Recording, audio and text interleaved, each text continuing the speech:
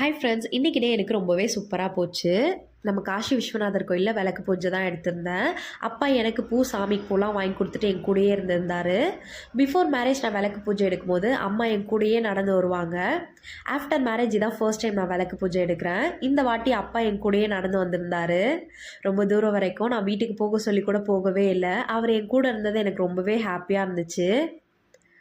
ஷர்வா துருவ் இதெல்லாம் பார்த்துருந்தாங்கன்னா ரொம்பவே ஜாலியாக என்ஜாய் பண்ணியிருப்பாங்க. ரொம்ப வருஷம் கழித்து விளக்கு பூஜை எடுத்ததில் எனக்கு ரொம்பவே ஹாப்பியாக இருந்தது. சாமியெல்லாம் ரொம்ப அழகாக அலங்காரம் பண்ணியிருந்தாங்க. பார்க்கவே ரொம்ப சூப்பராக இருந்துச்சு. அந்த லைட் செட்டிங்லாம் வேறு லெவலில் இருந்தது. விளக்கு அணையாத வீட்டுக்கு எடுத்துகிட்டு வந்திருந்தேன். அங்கே கொடுத்த பிரசாதம் எடுத்துகிட்டு வந்து குழந்தைங்களுக்கு கொடுத்துருந்தேன். இசை பாப்பா ஷர்வா கூட்டி விட்டுருந்தா. பார்க்கவே ரொம்ப அழகாக இருந்தது. என் கூடயுமே கொஞ்சம் நேரம் இன்றைக்கி டைம் ஸ்பெண்ட் பண்ணியிருந்தா. எனக்கு ரொம்ப ரொம்ப ஹாப்பியாக இருந்தது.